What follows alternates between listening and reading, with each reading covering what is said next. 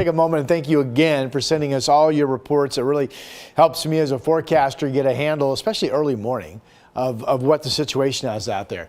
So the big story yesterday, we know now, as we actually talked about in the forecast leading up to, was that it was snow accumulation, but a scattered showery pattern.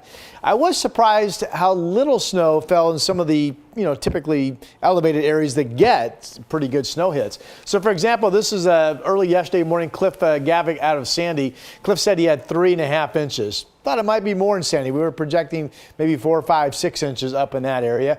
The only spots that really got hammered with 6 inches or more, you had to be up in either the Coast Range or the Cascades.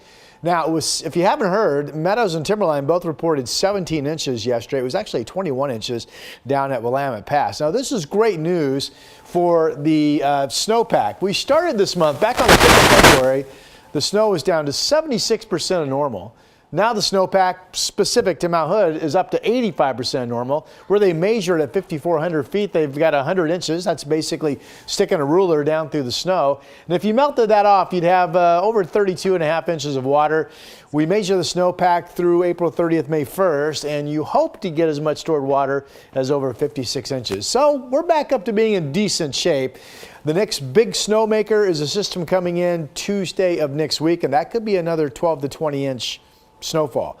Here's Mount Hood Timberline live camera this morning. It is cold. It's cold in the valley. It's cold up top. 17 at Timberline this morning. I am happy to tell you that ODOT, with the dry weather we had yesterday, did a great job of getting the passes somewhat cleared off. 15 degrees at Government Camp.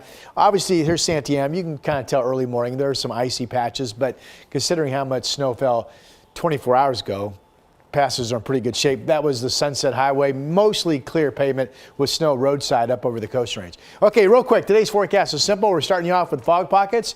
This is a visibility map. It shows a quarter of a mile visibility out in Hillsboro, and that's where we start the definition of saying, hey, it's dense fog out there. Salem right now has pretty good visibility. Here are the temperatures this morning.